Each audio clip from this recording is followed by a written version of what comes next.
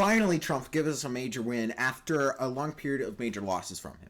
He finally designated Antifa as a designated terrorist organization. Now, this is great. He said he would do it right after like Charlie Kirk was shot, and it was like right after that he would say it. He would designate them as a terrorist organization. But he's finally actually done it like lawfully. He's actually finally done designating the leftist Antifa organizations as foreign terrorist organizations, as they have cells in foreign countries. And this is great. This is a major win, especially when we'll get rid of like less political violence. And also, all these are like in Europe, I believe. Let's look. So if you look at it, it's Antifa groups. Antifa oust the International Revolutionary Front, Armed Proletarian Justice, and Revolutionary Class Self-Defense. All this were in Germany, Italy, and Greece. They've caused destruction there. They've seen protests. I'm surprised he hasn't done the one in France yet. In fact, he should do the one in France. But all those groups, they've actively engaged in suppression of political thought. You can see it with the protest that I mentioned yesterday, the one against Turning Point USA. They use intimidation tactics and violence to end up lessening freedom of speech, and you can see it through how they protest and how violent they are. You saw it yesterday with the ones in the one against TPUSA. You can see it with the protest against ICE. You can see the ones with the ones in LA after Trump got elected. You see it during the BLM riots. You can see it anytime you see an Antifa flag. You have seen violence. You've seen a lot of violence whenever there's an Antifa protest. You saw it in France too. Whenever they had those big protests, they were wearing they had Antifa flags, and they burned down places. They set things on fire. So I'm very glad he's finally done it, to actually designate a group designate Antifa groups as foreign terrorist organization. Now, I think he needs to go farther with this. I think he needs to designate almost every other Antifa group as a terrorist organization, because they do use intimidation tactics. They do use violence. They've done it over and over again. Additionally, I think he should somehow find a way to designate the Antifa organizations here as a terrorist organization, because they are. And you saw it with the TPUSA protest yesterday. The protest at TPUSA, where you saw violence, you saw intimidation tactics. You saw one guy even had a car, and they made sounds that sounded like gunshots. That's illegal. And they lit things on fire. That's illegal. They should be arrested, and they should be counted as terrorists, because they're doing violence. Doing violence to terrorize. They're doing violence for political reasons, and that's the definition of terrorists.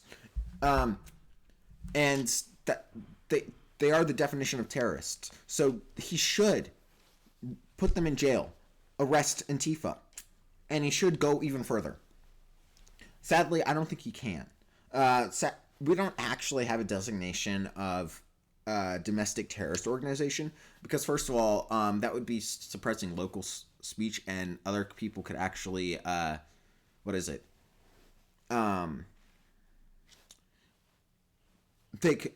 the government could basically designate local groups as terrorists and then just go after them. But I think that we need to pass some sort of law where we can actually allow a designation under domestic terrorist organization. So I think first of all, for a group to actually be considered a domestic terrorist organization, I would think within the law, you would first have to say they are using intimidation tactics and violence to suppress political debate and thought, or suppress freedom of speech. You can just say that. That might be an easier way to say it. Suppress freedom of speech. So that would designate, first of all, designate the KKK as also a terrorist organization. It would also designate Antifa as a terrorist organization. And then you could find some other, you could probably find other groups in the U.S. that would also be. I'm not sure about the Socialist Party, if they would be designated as terrorists. I don't think they will. They would be under this one, because I don't know enough about them, first of all. Second of all, the reason why I say they might is because the person that ended up shooting Charlie Kirk was part of the American Socialist Party. So, and I don't know. Trump said that they had more evidence and they were looking up more stuff in relation to what was going on with what is it? What actually happened and whether the assassination of Charlie Kirk was organized. And sadly, he hasn't gotten. I don't think he's done anything with it yet. The person ended up just sealing their mouth. Honestly, I do think there's a high chance that there's some level of conspiracy theory. And it's most likely because there was online things basically saying that something big would happen.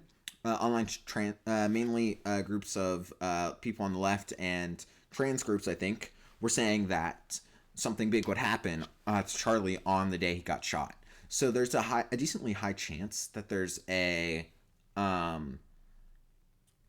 decently high chance that it was organized in some way.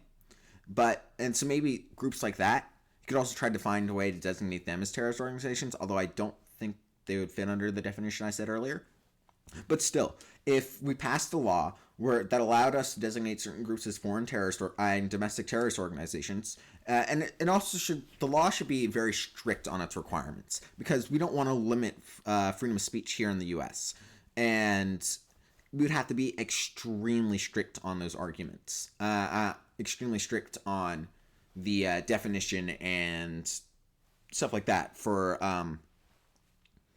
terrorist organization.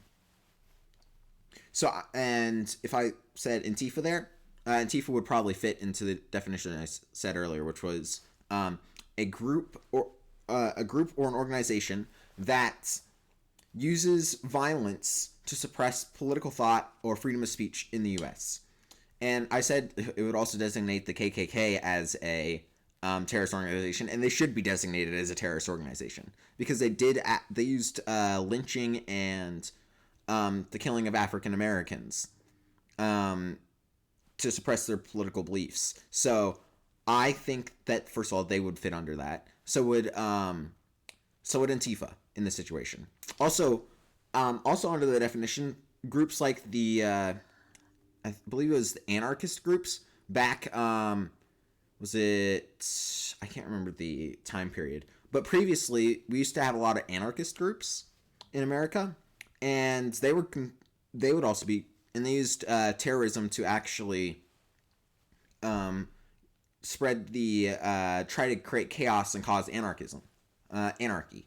So those would also be under those organizations would also fit under domestic terrorist organizations, and I think they should also be fit under there. So basically, for my idea for like a possible solution is pass a law where there's any organization that uses violence to suppress political speech or it could say any form of like politics or terrorism or whatever. So that includes a lot of the other groups I just stated earlier. So I think they need to pass that somehow, because that will actually solve the issues here.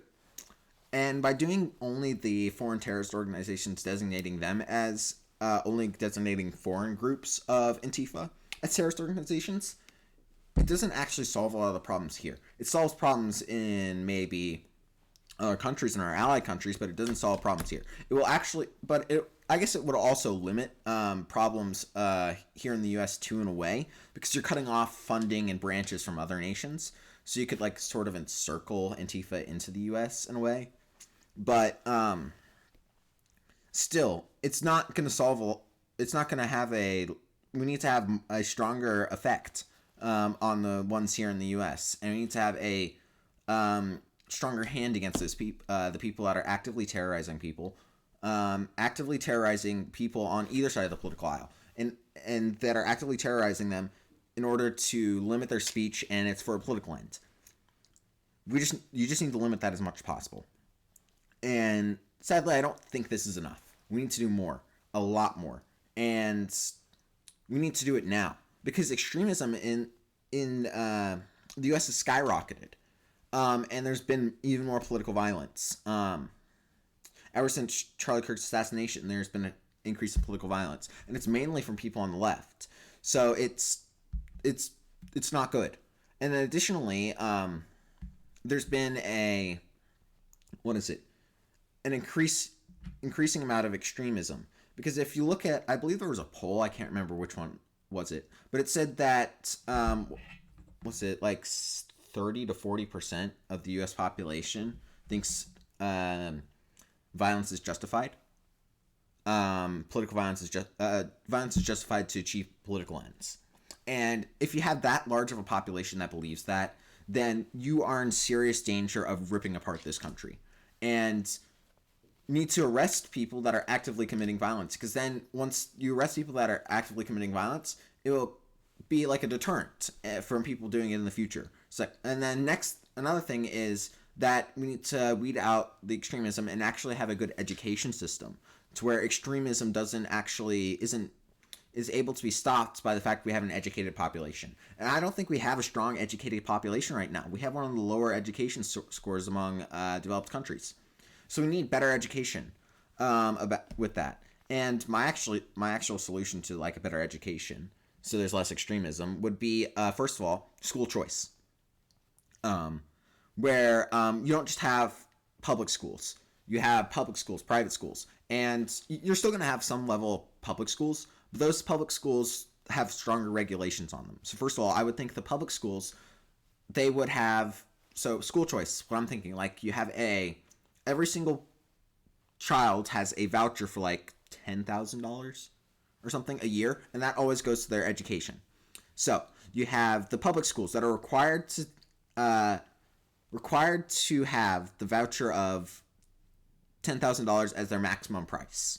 So you can't go any higher than that. So it's just a base level of education. And then additionally, this allows, and that's just a base level education, basic public schools, and it's also slightly subsidized by the state. But then you also have the private schools, and those private schools will be able to use the $10,000 voucher when parents can use the $10,000 voucher to pay for like private school, and this will allow first of all, private schools will become less expensive in a way, as then they don't have as the cost would be cut for the actual parents. And then another thing is private schools would also be able to charge extra, but still it would cut costs overall. Additionally, this would allow for like competition, because even within the public schools, because now that you have like $10,000, you're not, some poor families not just forced to go to the public schools, as they can have options and go to, first of all, they can move to, they can ask to go to a different public school within the area that's not just in their city. For example, right now, I could probably, I'm in my school district, I'm in one school. But then if I were to be able to, if I had like free choice or whatever to move to certain places, I could go to a different high school that could be better or worse. But I would still have the freedom to choose the better school. So this allows for competition as schools actually need to be able to teach their kids good, be able to effectively teach better in order to incentivize more people to actually go to those schools. So I think that like a better education system where it's based on school choice would actually help curb extremism, because they'll actually be able to educate the people, and people will actually be able to understand the ideas of our Constitution, our government, the ideas of freedom in the Declaration of Independence. Where right now, I think our education system is incredibly bad, and we have poor education results. This leads to people not understanding what happens when extremism happens, when communism happens. You've seen the rise of communism recently, especially with the socialist mayor of socialism and communism. You've seen the rise of that, especially you can see that particularly in New York, where you now have a socialist mayor. So, once people actually understand what happens when you use those economic models, then we can tamp down extremism. And same with them understanding extreme right-wing ideologies. Once you actually teach them about those and see, and they can explain how it's bad or whatever, then you'll have a better, you'll have a more educated population, and they're going to be less likely to be extreme, both on left wing and right wing. So, the first of all, I think the solution to a lot of this terrorist organization, the extremism and the terrorism that goes on from like groups like Antifa, is to the thing that you have to do is, first of all, you got to punish the terrorists by somehow passing a law that you designate Antifa and other organizations that actively use violence to suppress freedom of speech and political speech. Once you have that, a law that's like that, then you can also have a better education system, and that will tamp down extremism in general. So I think those are two good ways to actually stamp out the violence that's currently happening in the political sphere in the U.S. And I think we need to find a way to pass those two. Now, Trump's action here is great. It's a start, but we need to do more.